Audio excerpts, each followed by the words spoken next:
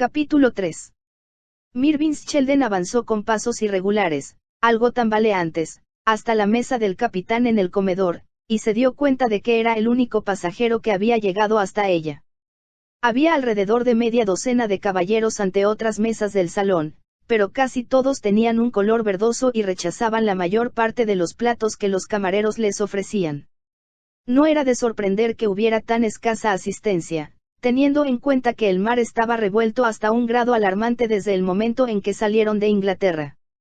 El Orisa apenas si puede hacer otra cosa que mantenerse a flote, le había dicho a Mirvin el camarero que fue a despertarle aquella mañana, y mientras lo hacía, un movimiento brusco del barco le hizo recorrer el camarote a trompicones, hasta que logró conservar el equilibrio sujetándose a la cama. Imagino que la mayor parte de los pasajeros no están disfrutando mucho del viaje, comentó Mirvin. Casi todos están postrados, repuso el camarero. Y como su señoría podrá suponer, nosotros estamos muertos de cansancio. Mirvin por su parte, daba pocas molestias. Era buen marinero y disfrutaba de la travesía. Después de haber hecho un poco de ejercicio en la cubierta bañada por las olas y desierta, la tormenta le brindaba oportunidad de continuar escribiendo. Tal vez fuese incómodo hacerlo con aquella precaria estabilidad y sujetando el tintero para que no se volcara, pero para él resultaba mucho más agradable que conversar con las señoras que iban a bordo. No había señales de Lady Asmund, pensó ahora con satisfacción, mientras encargaba una buena comida, ni las había habido después de la primera noche de navegación. Era una mujer que le desagradaba sobremanera y sentía compasión por los hombres que cayeran en las redes matrimoniales tendidas por ella para sus hijas. Aparte de que las gemelas tenían poco cerebro y menos personalidad, el hombre que se casara con cualquiera de las dos estaría siempre dominado por Lady Asmund y el general. Era extraño que dos personas tan poco interesantes como ellas, aunque Mirvin no ponía en duda la destreza militar del general, tuvieran una sobrina como Azalea.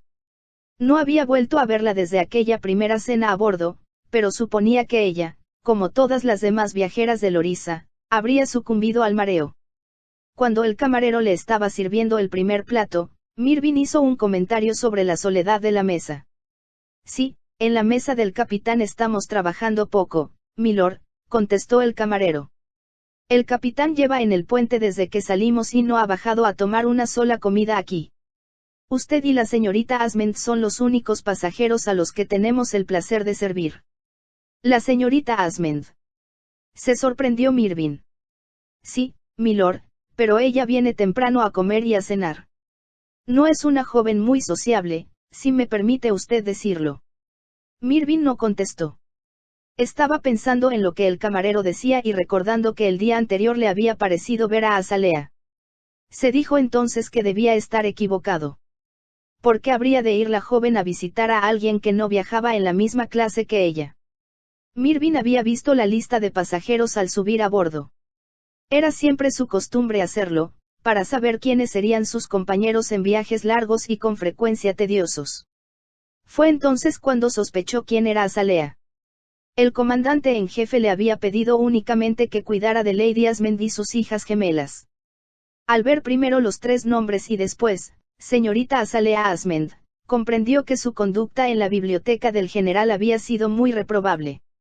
¿Cómo era posible, se preguntaba desconcertado, que Lady Asmund y el general hubieran tenido una hija tan diferente a sus hermanas? Pero el comisario le aclaró la situación tan pronto como subió a bordo. Lady Asmund preguntaba por usted, milord. Ha dicho que le agradecería mucho que le notificara su llegada. El comisario señaló el plano de la nave que tenía delante. Lady Asmund ocupa el camarote B, dijo. Las señoritas Violeta y Margarita Asmund están en el C, y la señorita Azalea se encuentra al otro lado del pasillo, en el camarote J. Mirvin observó la situación de las cabinas señaladas y el comisario, como si adivinara lo que pensaba, comentó. La señorita Azalea Asmund solo es una sobrina, milord.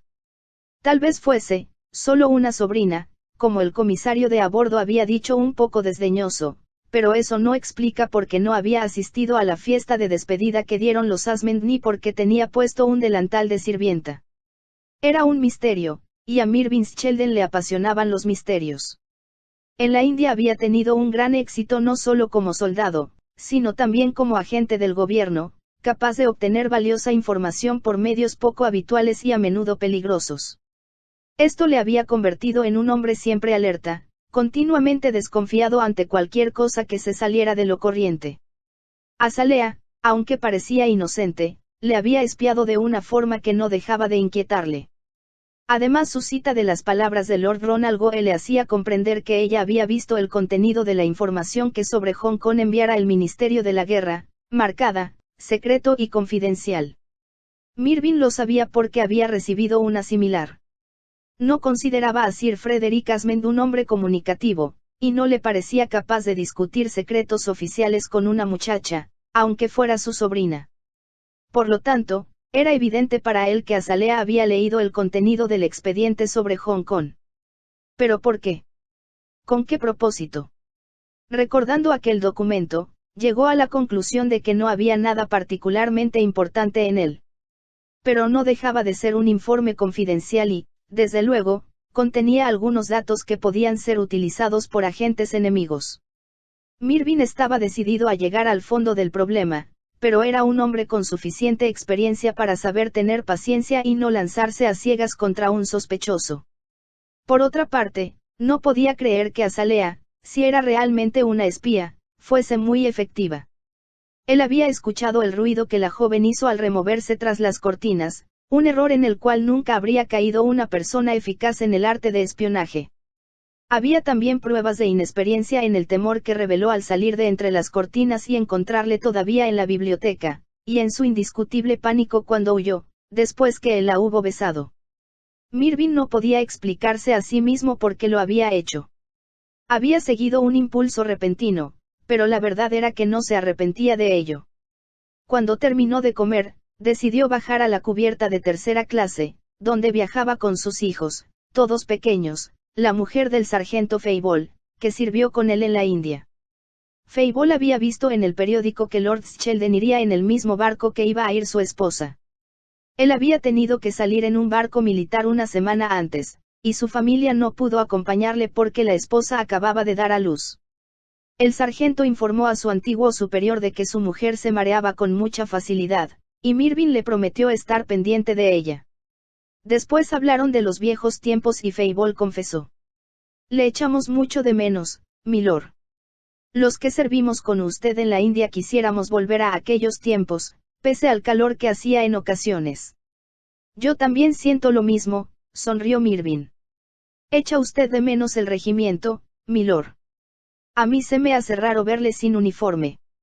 «Lo echo de menos más de lo que puedo decir», declaró Mirvin sinceramente. «Y añoro la India.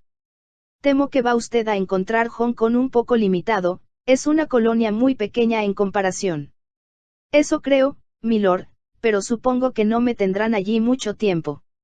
Y van muchos soldados que estuvieron también en la India con nosotros. Eso hará que nos sintamos como en casa». «Espero que así sea», había dicho Mirvin y poco después se despidieron. Como el sargento Fable temía, su mujer había sucumbido al mareo en cuanto empezó la tormenta.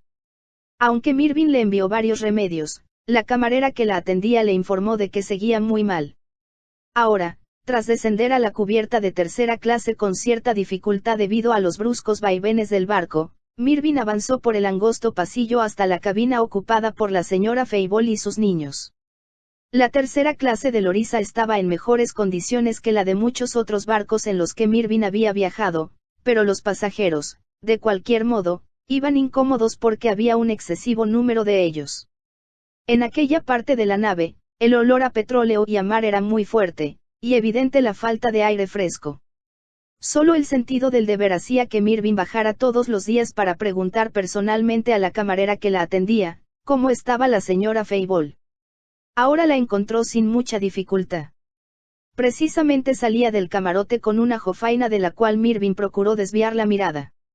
«Volveré en un momento, milord», dijo la camarera, una mujer madura de aspecto cansado, antes de desaparecer. Se oyó correr el agua y pronto volvió la enfermera, secándose las manos y sonriendo. Las mujeres de todas las edades y clases sociales sonreían de manera invariable a Lord Sheldon, No solo porque se trataba de un hombre muy bien parecido, sino debido también a que había en él un atractivo que encontraban irresistible. ¿Cómo está nuestra enferma?, preguntó Mirvin. Un poco mejor, milord, y muy agradecida por la botella de coñac que le envió usted. Espero que le haya calmado el mareo. Yo siempre he pensado que no hay nada mejor que el coñac para eso, pero, por desgracia, pocas personas en esta cubierta pueden pagarlo. Avíseme cuando la señora Fable necesite otra botella. Por cierto, ¿cómo están los niños? Al decir esto, reparó por primera vez en lo vacíos que estaban los pasillos. En visitas anteriores, había encontrado a varios niños corriendo de un lado para otro, riñendo entre ellos o gritando a pleno pulmón. El bebé está muy bien, milord, repuso la camarera. Y los otros dos están con la encantadora señorita que los ha entretenido estos 2 últimos días. A nosotros nos parece un ángel, se lo aseguro. ¡Qué encantadora señorita!, se sorprendió Mirvin. No sé su nombre, pero es pasajera de primera clase. Se ofreció a encargarse de los niños varias horas al día. Ha sido una bendición para todos. Esos diablillos se ponían insoportables mientras sus padres estaban enfermos. ¿Dónde se encuentran ahora?, preguntó Mirvin con viva curiosidad. En la sala para escribir de la segunda clase, contestó la camarera. Eso va contra las reglas, milord, pero ¿quién va a querer escribir una carta con este tiempo? Sí, desde luego, convino Mirvin. En aquel momento se escuchó un grito reclamando a la camarera desde una de las cabinas y la buena mujer alzó los ojos al cielo. Es el cuento de nunca acabar, exclamó, antes de desaparecer con su jofaina tras una puerta cercana. Mirvin subió a la cubierta de segunda clase y se dirigió a donde sabía que estaba la sala para escribir. La segunda clase, por supuesto, tenía menos comodidades que la primera, sin embargo, el salón principal estaba amueblado confortablemente, aunque con poco espacio entre los sofás y los sillones. Al fondo de este había otro más pequeño, que raras veces era usado excepto por quienes deseaban escribir una carta o jugar a los naipes sin ser molestados por los pasajeros que conversaban en el salón principal. Mirvin cruzó este y, en el momento que su mano empujaba la puerta de la sala, oyó una voz femenina que decía con fingida ronquera: ¿Quién ha dormido en mi cama? La misma voz ahora con tono agudo, añadió: ¿Y quién ha dormido en la mía?, preguntó el osito. Oh, ahí está. Hubo gritos de entusiasmo infantil, antes de que la narradora concluyera. Entonces Ricitos de Oro saltó y bajó corriendo la escalera, para volver a la seguridad de los brazos de mamá tan aprisa como pudo. Se escuchó un griterío de excitación y, con mucha suavidad, Mirvin abrió un poco más la puerta para poder ver el interior de la sala. Sentada en el suelo con un niño chino en los brazos, estaba Azalea. El pequeño se había dormido y sus pestañas oscuras eran como medias lunas en su carita redonda. Sentados alrededor de ella, con las piernas cruzadas o medio tendidas, había 15 niños más aproximadamente. Muchos de ellos iban mal vestidos, pero se les veía muy felices y aunque el cuento había terminado, no hicieron intención de levantarse. ¿Qué haremos ahora?, preguntó Azalea con su suave voz bien modulada. Cantemos la canción de las palmas, sugirió uno de sus oyentes. Muy bien, dijo Azalea. Cantaremos esa canción, pero como Hamkin está dormido, yo no puedo dar palmadas. Así que cuando levante una mano, vosotros las dais, ¿entendido? Hubo un murmullo de asentimiento general y las pequeñas cabezas se movieron de arriba abajo. Muy bien, dijo Azalea, cuando yo levante la mano, palmada. Mirvin sonrió al ver lo bien dispuestos que estaban los niños a hacer lo que ella les indicaba. Con el mismo cuidado que la había abierto, cerró la puerta. No tenía intención de interrumpir la diversión de los niños, pero cuando iba a darse la vuelta, se detuvo de pronto. Azalea había empezado la canción y su voz era muy alegre. Se trataba sin duda de un aire popular, pero estaba cantando en ruso. Había sido idea de Azalea tener a los niños ocupados. Cuando el barco empezó a dar bandazos y su tía a marearse, pensó que tendría que dedicarse día y noche a cuidarla. Sin embargo, el médico del barco estaba acostumbrado a afrontar situaciones como aquella. Cuando Lady Asmend empezó a quejarse incesantemente de lo mal que se sentía, le proporcionó lo que él llamaba, mi jarabe especial, con 2 cucharadas del cual pasaba durmiendo la mayor parte del día. Las gemelas, después de haber estado muy mareadas, decidieron quedarse acostadas charlando y riendo y no hicieron esfuerzo alguno por levantarse. Azalea solo tenía que lavarles y plancharles los camisones, y eso le llevaba solo un rato cada día. Cuando oyó comentar a las camareras el enorme trabajo causado por todos los pasajeros mareados, ofreció su ayuda, pero las camareras se mostraron escandalizadas de que una pasajera de primera clase pudiera hacer algo que no fuera disfrutar del viaje, o quedarse en cama bajo los efectos del mareo. Por fin una de ellas la llamó aparte y le dijo titubeante: «No sé si debo mencionarlo o no, señorita. La verdad es que temo meterme en problemas. Le prometo que, por mi parte, nadie sabrá una sola palabra», aseguró Azalea. «Pero déjeme ayudarle. Bueno, es que hay una señora china en la segunda clase. Es muy buena, señorita, más de lo que pensé que pudiera serlo una china, pero está muy mareada y lleva a un niño. Yo cuidaré de él», se ofreció Azalea antes de que la camarera pudiera decir más. «¿Viaja sola esa señora?» «No, con su marido, pero él se da unos aires de importancia. Los hombres chinos no atienden a sus esposas, sino que esperan ser atendidos por ellas». «Eso he oído siempre», dijo Azalea con una sonrisa. «Bueno, vayamos a ver a esa señora». «No sé si usted debería hacerlo», dudó aún la camarera, pero al fin la convenció Azalea y fue presentada a la señora Chan que, para su sorpresa, resultó ser más joven que ella misma. Aunque estaba enferma, le pareció a Azalea la mujer más bonita que había visto nunca. Con el cabello endrino, tan negro que azuleaba, en torno al rostro de óvalo perfecto, las cejas en forma de alas sobre los ojos oblicuos y la boca de labios gordezuelos, poseía una belleza verdaderamente exquisita. Hamkin, un chiquitín de 1 año, era la criatura más adorable que alguien podía imaginar. A Azalea le parecía un muñeco, con sus pantalones largos y su blusita de raso abotonada hasta el cuello. Incluso cuando lo tenía sentado en sus rodillas, apenas podía creer que fuera real. La señora Chan hablaba un inglés bastante comprensible y, cuando Azalea se sentó en el suelo de su cabina para jugar con Hamkin, habló con ella confiadamente. Azalea se enteró de que el señor Chan, mucho mayor que su esposa, era un mercader muy importante en Hong Kong. Supuso, por el contenido de la cabina y las joyas de la señora Chan, que su marido era muy rico, pero es costumbre entre los chinos no exhibir de forma ostentosa la riqueza. Hubieran considerado una presunción viajar en primera clase, así que preferían instalarse en otra más modesta. El señor Chan, sin embargo, había reservado 3 cabinas. Una servía de sala, donde él permanecía solo mientras su esposa estaba enferma, y las otras 2 eran dormitorios. Cuando Azalea sugirió llevarse a Hamkin a la salita para que su madre pudiera dormir, la señora Chan se había mostrado horrorizada por tal idea. «Hamkin molesta, honorable esposo», dijo. «Muy importante no ruido cuando él trabaja». Azalea no pudo dejar de pensar que el señor Chan era un egoísta, pero sabía que una esposa china era siempre sumisa, y que todo lo que contribuye a la comodidad del marido era más importante que ella o sus hijos. Así que decidió llevarse a Hamkin para jugar con él en el salón principal. Al avanzar hacia él, moviéndose con lentitud porque era difícil evitar caer con los movimientos violentos del barco, reparó en todos los otros niños que jugaban ruidosamente en el pasillo, saliendo y entrando en las cabinas. Empezó a hablar con ellos y, cuando se apiñaron a su alrededor, les contó un cuento que escucharon con visible interés.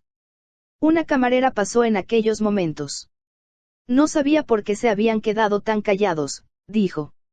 «Me temo que aquí vamos a estorbar», comentó Azalea. «No hay un lugar al que podamos ir». Tras dudar unos momentos, la camarera decidió que podían usar el salón para escribir de la segunda clase, aunque iba contra los reglamentos que los pasajeros de tercera clase subieran a la segunda, aun tratándose de niños. «Usted no dirá nada, ¿verdad, señorita?», preguntó la camarera. «No, por supuesto que no», prometió Azalea y añadió: «Por mi parte espero que ninguna de ustedes mencione a mi tía lo que hago». Había dicho lo mismo a los camareros de su propia cubierta. No se preocupe, señorita, que nosotros no le causaremos problemas, le aseguró la encargada de atender a Lady Asmund. Ese jarabe calmante del doctor mantiene a milady tan soñolienta, que no se preocuparía por usted aunque estuviera en el puente con el capitán. Oh, no es nada probable que haga tal cosa. Sonrió Azalea. No podía evitar pensar en Lord Sheldon, suponiendo que él se habría mareado tanto como el resto de los pasajeros. En cierta ocasión que había abierto una puerta que daba a cubierta, porque notó que faltaba aire fresco, le había visto en un lugar protegido, apoyado en la borda y contemplando cómo se estrellaban las olas contra la proa. Entonces ella se alejó apresuradamente.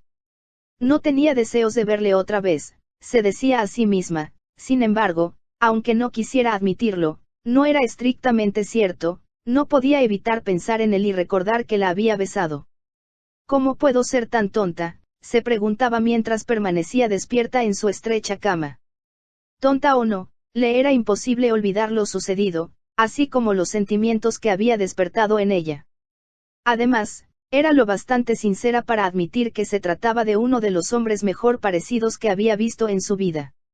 Abundaban los oficiales guapos en el regimiento de su padre y, aunque Azalea era entonces demasiado pequeña para que le prestaran atención, ella advertía lo bien que montaban y lo atractivos que aparecían en el desfile. Su padre había sido un hombre apuesto, y había un innegable brillo de admiración en los ojos de su madre cuando él aparecía vestido con el uniforme de gala del regimiento. «Estás elegantísimo», la había oído decir Azalea en más de una ocasión. «No hay otro hombre tan fascinante como tú. Me adulas», contestaba su padre. «Pero sabes muy bien lo que pienso de tu aspecto, amor mío». «¿Me enamoraré yo alguna vez?», se preguntó Azalea, recordando estas escenas, mientras el oriza se balanceaba entre crujidos. Y de pronto recordó que su tío había decidido que no se casaría nunca, según le había dicho 2 años antes. La consideraría todavía tan carente de atractivos como para que ningún hombre se fijara en ella. Azalea sabía que había cambiado. No era tan hermosa como su madre, eso habría sido imposible, pero aunque era morena y sin el cutis sonrosado de las gemelas, no podía imaginar que no existiera en el mundo un hombre capaz de amarla. Tal vez algún día le encontrase, y juntos desafiarían a su tío. Pero solo pensar en ello hacía temblar a Azalea. Sir Frederick Asmund tenía un aspecto imponente y la joven sabía que si, como tutor legal suyo, se oponía a que se casara, ella no podría hacerlo. A mamá le habría gustado que yo fuera feliz, se dijo, pues habían hablado en una ocasión del matrimonio. «Tú quieres mucho a papá, ¿verdad?», le había preguntado. «Le quiero con toda mi alma y todo mi corazón, Azalea», contestó su madre. «Un día te enamorarás y te darás cuenta, como a mí me ocurrió, de que el dinero y la posición social no tienen ninguna importancia en comparación con el hecho de amar y ser amada». Algo en la voz de su madre y en su sonrisa hizo comprender a Azalea que ella había encontrado en su vida algo realmente maravilloso que nada podría reemplazar. «El amor es belleza», se dijo ahora, «la belleza que yo anhelo, la que perdí al salir de la India». Azalea jugaba con los niños todas las tardes y algunas veces por las mañanas, hasta que el mar empezó a calmarse, el aire se hizo más tibio y, pasado el estrecho de Gibraltar, entraron en el Mediterráneo. Los pasajeros adultos empezaron a recuperarse y las camareras explicaron a Azalea que no podían ya permitir que los niños de tercera clase subieran al salón de escribir de la cubierta. Así que pronto se encontró la joven pasando su tiempo libre en el camarote de la señora Chan, de quien se había hecho muy amiga. «¿Cómo puedo agradecerle su graciosa bondad conmigo y Hamkin?», le preguntó a Azalea la dama china. «Usted ha sido muy amable conmigo. Me habría sentido muy sola si no hubiera podido hablar con usted». Se detuvo un momento y después insinuó, «Me pregunto si podría pedirle algo». «Por favor, dígame», le rogó la señora Chan. «Quiero aprender chino y no sé cómo empezar», dijo Azalea. «Yo enseño», se ofreció la señora Chan sin titubear. «No, no quería decir eso», protestó Azalea. «No deseo causarle molestias. Lo que pensaba era si tendría algún libro, algún método sencillo con el cual pudiese empezar a comprender su lenguaje». Yo hablo, honorable esposo. Usted espera. La señora Chan dejó a Azalea con Hamkin y, al cabo de unos momentos, volvió diciendo llena de excitación. Venga, venga a conocer, honorable esposo.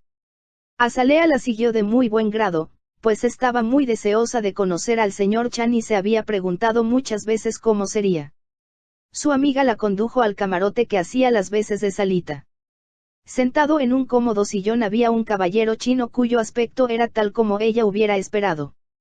Vestía una túnica bordada de forma exquisita y tenía los pies metidos en zapatillas guateadas. Se cubría la cabeza con un pequeño gorro circular y la gruesa trenza que le caía sobre la espalda era casi tan blanca como su barba. Tenía un rostro agradable, pensó Azalea, aunque se sintió un poco turbada al ver que la señora Chan se arrodillaba ante él. Honorable esposo, dijo en inglés, permites que tu humilde, insignificante esposa te presente honorable y bondadosa dama inglesa. El señor Chan se puso de pie e inclinó la cabeza, sin sacar las manos de las anchas mangas de su túnica. Azalea hizo una profunda reverencia, mientras pensaba que su tía la habría criticado por inclinarse ante un chino. Tengo entendido, por mi humilde esposa, que ella y mi hijo Hamkin tienen deuda de honor con usted, señorita Asmend, dijo en un inglés casi perfecto. Ha sido un gran placer, señor Chan, poder ayudar un poco mientras su esposa estaba tan enferma.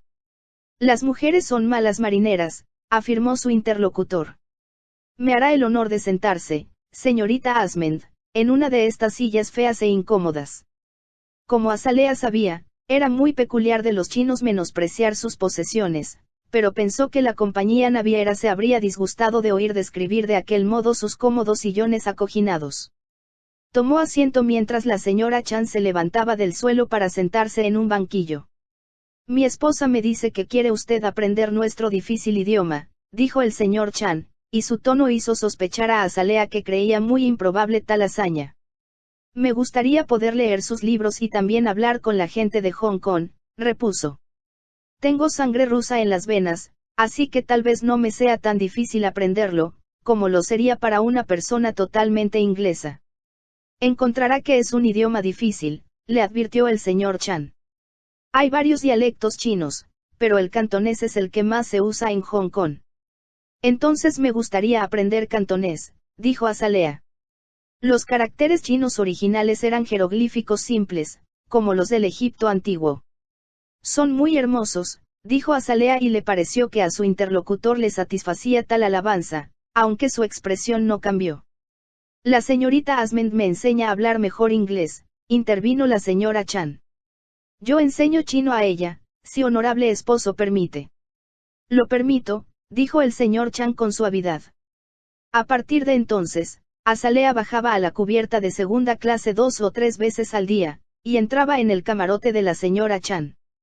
Supo que ésta se llamaba Kai Jin y que era la tercera esposa del señor Chan. Tenía una rara habilidad para los trabajos manuales y sabía bordar y pintar en seda de manera asombrosa. Podía hacer que los caracteres chinos fluyeran con facilidad de su pluma, mientras los escribía de derecha a izquierda sobre el grueso papel pergamino que su marido les había proporcionado para las lecciones. Era como una niña por la forma en que la divertían los errores de pronunciación que cometía Azalea. Tanto reía en ocasiones que hasta se le saltaban las lágrimas. En chino es muy fácil cometer errores, porque cada monosílabo tiene muchos significados básicos diferentes y todo depende de la inflexión que se dé a la voz. Azalea aprendió, por ejemplo, que jin quiere decir despertar, indiferencia, furia, levantarse, castigar, albaricoque, figura y sonarse la nariz con los dedos. Incluso significaba también sexo. Por fortuna, y tal como esperaba, no era para ella tan difícil como le habría sido para cualquier inglés, gracias a su conocimiento del ruso y también a que poseía buen oído musical.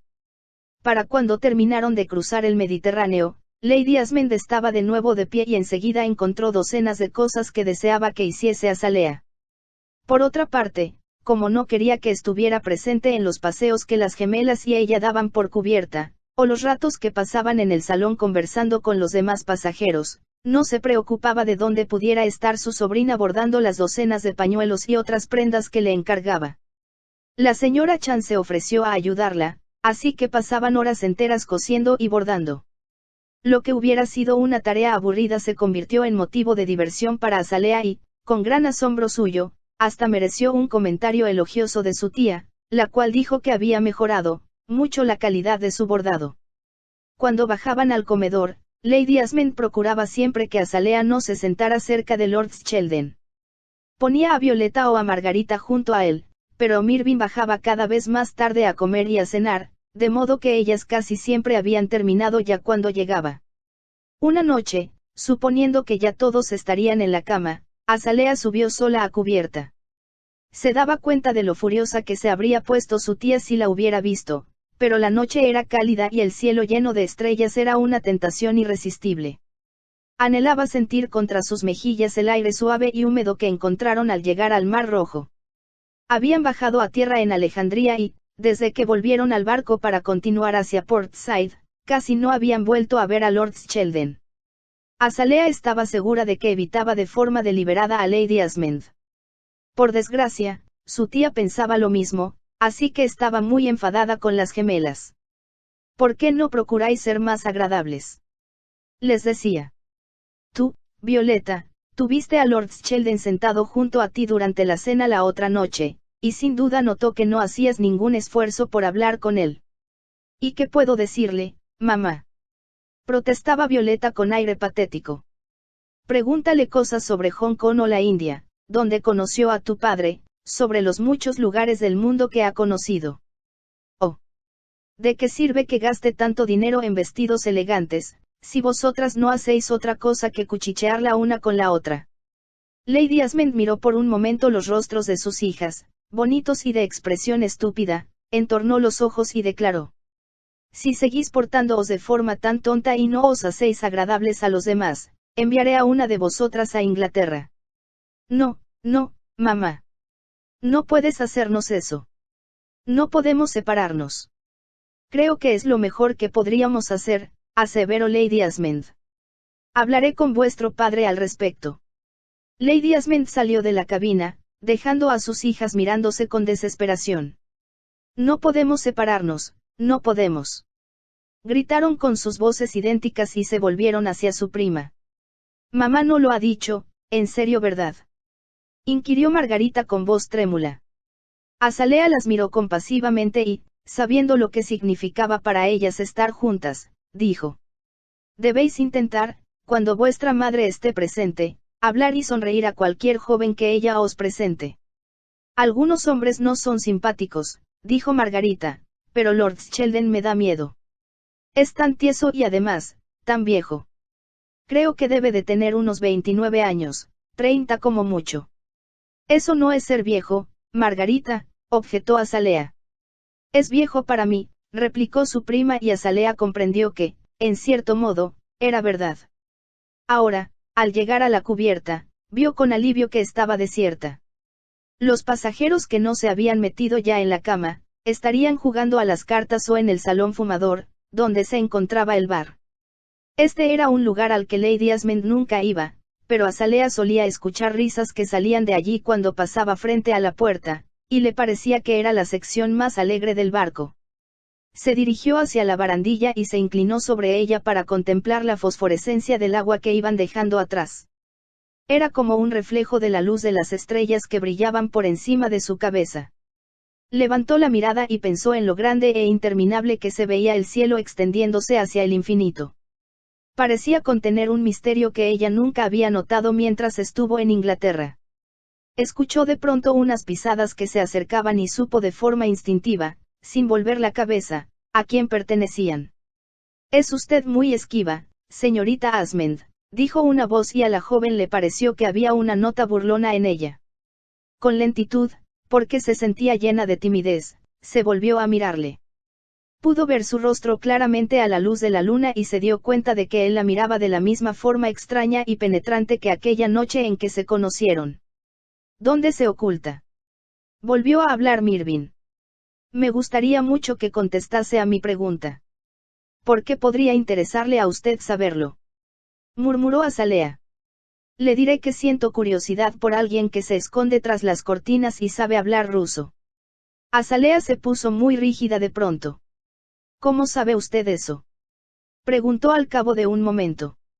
Tal vez he debido decir que sabe usted cantar en ruso. Azalea comprendió que la había visto en algún momento con los niños. Las camareras hablan de forma muy halagadora sobre usted, añadió él. Las pobrecillas estaban sobrecargadas de trabajo durante la tormenta. Y usted es muy buena marinera por lo visto. Parece que sí. Creo que es usted una persona muy poco corriente, señorita Asmend. ¿Qué le interesa, además de tener información sobre Hong Kong, entretener niños y trabar amistad con una familia china? Azalea se quedó inmóvil. ¿Cómo se ha enterado de todo eso? Inquirió con voz tensa. Tengo formas de averiguar lo que quiero saber, contestó él. Azalea iba a contestarle que nada de aquello era de su incumbencia, cuando se le ocurrió que Lord Sheldon podría hablar de eso con su tía. Por eso dijo en voz baja. Le suplico que no diga nada a mi tía sobre esto. Ella no lo aprobaría, se enfadaría muchísimo conmigo. Usted le tiene miedo. ¿Por qué? Mis padres murieron hace tiempo y tío Frederick me aceptó en su casa, pero en realidad ninguno me quiere. Mirvin se acodó en la barandilla y miró al mar. ¿Es duro sentirse indeseado? Preguntó tras una pausa. Es humillante que le tengan recogido a uno por caridad y no por cariño, repuso Azalea sin pensar. Enseguida comprendió que había sido indiscreta y miró angustiada a Lord Sheldon. Quiero que sepa, dijo este de forma tranquilizadora, que jamás haría nada que pudiese lastimarla. Pero no corre usted demasiados riesgos. Azalea supuso que se refería a sus lecciones de chino. Mi padre siempre consideró que era muy importante poder conversar con la gente en su propio idioma, dijo. Él siempre hablaba a los indios en urdu o en cualquiera de los otros dialectos que aprendió. El resultado era que los nativos acudían siempre a él con sus problemas y papá podía ayudarles. ¿Y usted quiere ayudar a los chinos? Preguntó Mirvin. Quiero aprender todo lo posible sobre ellos, comprender lo que piensan y sienten. En el momento de decirlo, Azalea supo que estaba siendo muy indiscreta. ¿Acaso no había oído cuáles eran las ideas de Lord Sheldon respecto a los orientales cuando hablaba con el capitán Whitcombe? Tal vez fuese debido a que era de noche y él la había abordado casi por sorpresa, el que ella se le confiase de aquel modo. Rápidamente, trató de corregir su error. Me refiero, claro, a leer sobre ellos. No es probable que tenga oportunidad de hablar chino, excepto tal vez con los sirvientes. Mirvin la miró atentamente. No tiene usted por qué temerme, le aseguró con voz muy suave. Sí, sí, no le temo. Protestó Azalea enseguida, pero sin convicción. Le tenía miedo porque era diferente a todos los hombres que había conocido, le tenía miedo porque se decía a sí misma que le detestaba y, sin embargo, había logrado provocar en ella las sensaciones más maravillosas que jamás experimentó. Por favor, dijo con voz trémula, y muy brillantes sus ojos enormes, olvide lo que hemos hablado, incluso que me ha visto aquí esta noche. Temo que estoy aturdida y no sé lo que digo. Si es usted sincera, admitirá que solo dice la verdad, replicó Mirvin. Y la verdad es lo que quiero oír siempre. Algunas veces es difícil saber cuál es, objetó Azalea, pensando en él. Puede parecer una, y ser otra. Tal vez, como los chinos, usted busca el mundo que hay tras el mundo. Mirvin vio la interrogación en los ojos de Azalea y continuó diciendo, el pensamiento detrás de la palabra, el impulso tras de la acción. Es algo que los chinos han hecho desde el inicio de su civilización. Y es lo que tratan de pintar, musitó la joven. Y lo que tallan, lo que piensan, sienten y viven. Son un pueblo notable. Azalea le miró asombrada. Usted dice eso. Pero aseguró. Estaba a punto de repetir lo que le había oído decir al capitán Whitcombe y entonces, al recordar la conversación, comprendió por primera vez que, al hablar de la superioridad inglesa, Lord Sheldon lo había hecho exponiendo al capitán las ideas predominantes en el Ministerio de la Guerra, no las propias. Qué tonta había sido al no advertir que el tono enfático de él era precisamente un sarcasmo. Como temiendo haberse equivocado de nuevo, se aventuró a decir. Usted habla como si le fueran simpáticos los chinos. Los admiro, aseveró Mirvin. ¿Sabe usted que ellos imprimían papel moneda, cuando nosotros todavía nos cubríamos con pieles? Ella asintió con un leve movimiento de cabeza. Además, la mayor parte de ellos tienen principios elevados, integridad y un sentido del humor, agregó Mirvin. Azalea unió ambas manos, emocionada. Eso es lo que mi madre decía, pero yo pensé. Sé con exactitud lo que usted pensaba, señorita Asmund, la interrumpió él con una sonrisa. Me lo hizo notar con claridad cuando nos conocimos. Lo siento mucho, dijo Azalea, fui muy grosera y tiene usted razón al reprocharme que sacase conclusiones tan precipitadamente. Pero es que desprecio la actitud de ciertas personas que miran con desprecio a otros seres humanos simplemente porque son de otra nacionalidad. Estoy de acuerdo con usted, dijo Mirvin con voz tranquila. Entonces, le pido que me disculpe por haber interpretado mal lo que usted dijo, cuando ni siquiera debía haber escuchado su conversación. Usted desarma a cualquiera, señorita Asmund, comentó él. Pero hay todavía muchas preguntas a las que no encuentro respuesta y que se refieren a su persona. ¿Qué quiere decir? Preguntó Azalea sorprendida y, de pronto, se le ocurrió que tal vez pretendiese indagar sobre la muerte de su padre. Él había estado en la India y allí los chismes corrían con facilidad dentro de la colonia británica. Azalea levantó la mirada hacia el rostro de Lord Sheldon. Los ojos masculinos la estaban mirando de aquella forma intensa e indescifrable que lo habían hecho antes. Le pareció imponente, casi abrumador. Estaba muy cerca de ella y Azalea se preguntó si una vez más iba a rodearla con sus brazos y la besaría. Si lo hacía, pensó, si la tocaba, no podría resistirse a decirle cuánto quisiera saber, y comprendió el peligro que eso entrañaba. De pronto, le pareció que Lord Sheldon levantaba una mano hacia ella. Antes de que él pudiera impedírselo, dio la vuelta y echó a correr. Se oyó el ruido de unos pies leves sobre la cubierta, una puerta que se cerraba, y Mirvin Sheldon se encontró solo.